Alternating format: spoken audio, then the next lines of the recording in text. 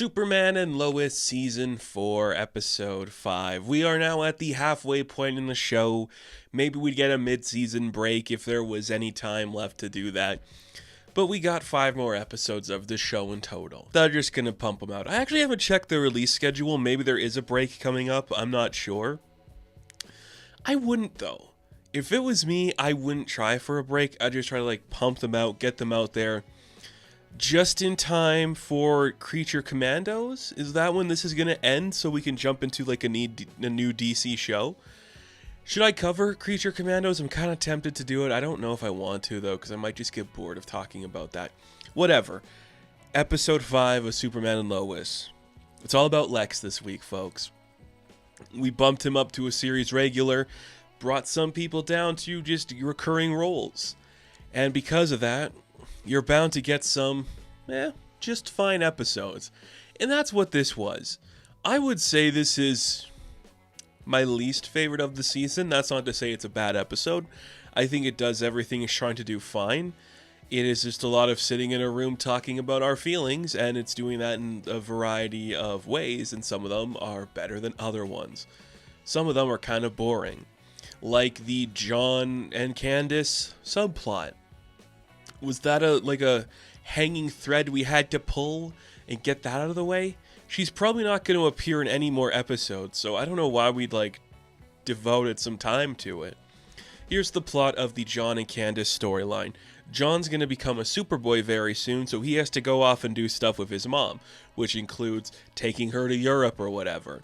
So Jordan has to pick up Candace from the bus stop. They're going to go to a party. And he leaves again, and Jordan has to pick up the pieces. Eventually, it ends with Jordan telling Candace their secret. Now, they don't explicitly say that she knows. She just knows the stuff about, her dad or their dad and, all the other stuff. But I'm sure, what else are we going to do? She probably knows. We already know that. There's another kid that we're introducing that they were in the earlier episodes of the season because they're one of the people that witnesses Superman get killed by Doomsday. She's a friend of theirs. She saw him get killed, and now she's I know it's your dad. What's her name? Is it Sydney or something? I'm what are we doing? Okay, we haven't done the big announcement that Clark Kent is Superman to a public world, but it seems like every single character knows it now. Lex is aware of it. Candace might be aware of it. This random character who appears in this episode is aware of it. Everyone knows, so what are we doing not saying anything? Very peculiar. I know why, because there's not much story to mine there. We have a whole Bendis series of Superman to tell us that. But whatever. I don't know, it's very interesting. So, Candace and John make up. That is the entire, crux of their story. And then, they set up some fireworks because, you're 16 and young, you're gonna rebel. Or whatever. I did not like that plot. I think it was kind of obvious. We've been moving away from it. And that's the thing. We were really leaning into these two brothers moving away from the school stuff. We don't have Sarah in this episode. Why are we at, a big party and Sarah's not there and Natalie's not there? It's very weird. We introduce a character who has the same hairstyle as Natalie sometimes. Sometimes Nat has her hair like that, so why do we have a character that's not Natalie doing that? It's very peculiar, and it just shows you that we just kind of have to do some stuff to rush it to the end. So we wrapped up, the John romance plot. He's still, Candace. Great. We were all so worried about that. And then the rest of this is pretty much Lex dealing with his daughter. So we do have a guest star in here. She also directed the episode. It is Elizabeth, Penstridge, something like that. I forget her name. She was on Agents of S.H.I.E.L.D. for the entire run of Agents of S.H.I.E.L.D. Now she's jumping over here to be another character that kind of exists in the comic books, but isn't explicitly this specific character. Cool. So, it's very interesting. It is very interesting how they handled this plot. The entire time we are getting flashback to Lex. His wife is leaving him. She's you're a terrible person. He's don't say that in front of my daughter. She hears that. He convinces his daughter to stay with him while mommy goes to Europe forever, indefinitely. But then as she gets older, she realizes her dad sucks. So she goes to Europe and leaves and flees because of Sam. She's safe.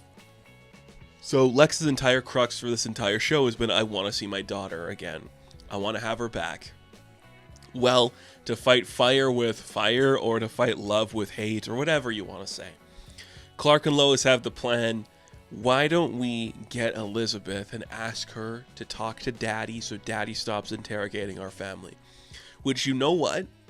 That is not a bad plan. Like, if it were up to me and, like, my family's life was in jeopardy, I would at least reach out, you know?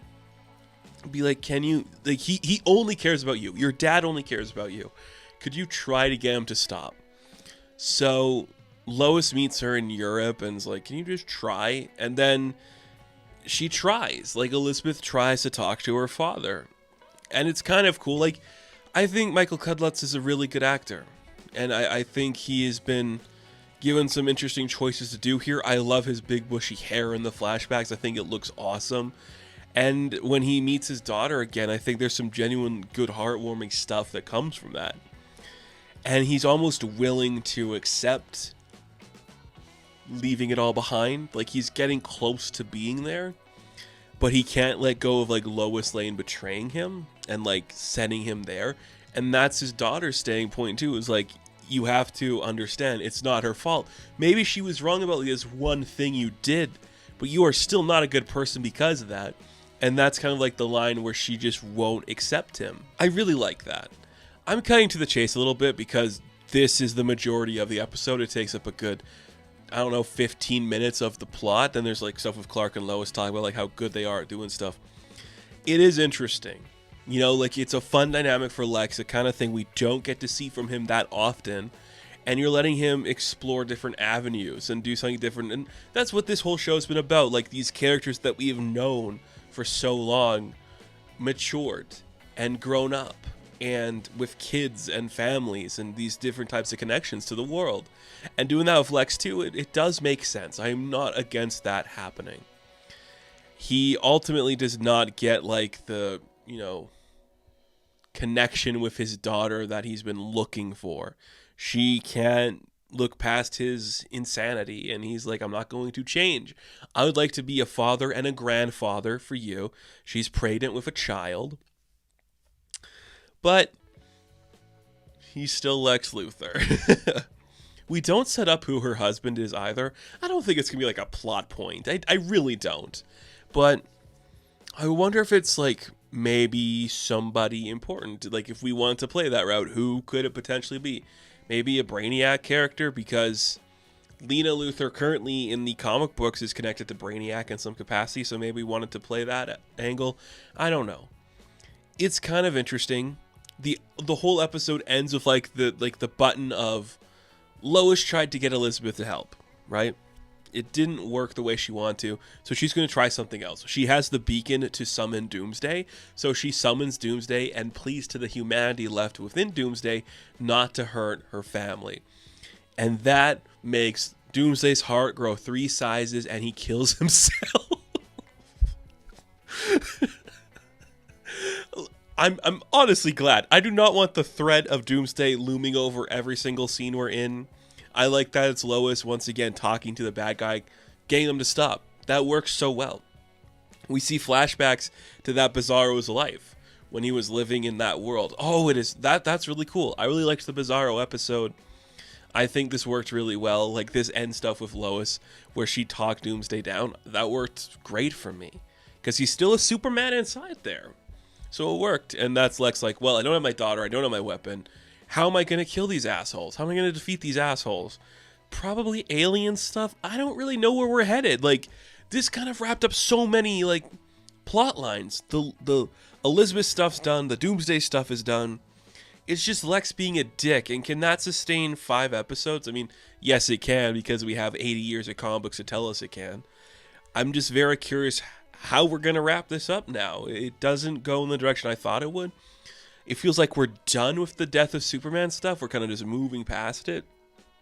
But we'll see. What supporting characters are going to pop up in the last 5? I'm very curious to see where it's going to go. I know, I think it was the actor that plays Jordan was saying it's going to end in a way no one's expecting.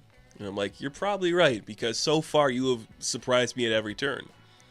So I'm just curious. I'm very interested to see what's going to happen now that we got this episode of The Daughter out of the way. Where is this going to take Lex for us? Is Elizabeth going to return? I don't know. It's fine. Like, it is a fine episode that gets the job done on every element, but you really feel the budget being restrained in this one in particular. Not that that's a bad thing. That's never the worst thing. You just notice it. And I noticed it here. So that's going to do it for this review. I hope next week's a little bit more exciting. We have more to chew on, but we'll see what happens. Thank you all for watching. Be sure to like and subscribe to the channel. As always, you can check me out on Instagram, TikTok, and Twitter. And of course, I will catch you in the next one. Have fun. Stay safe. Good luck.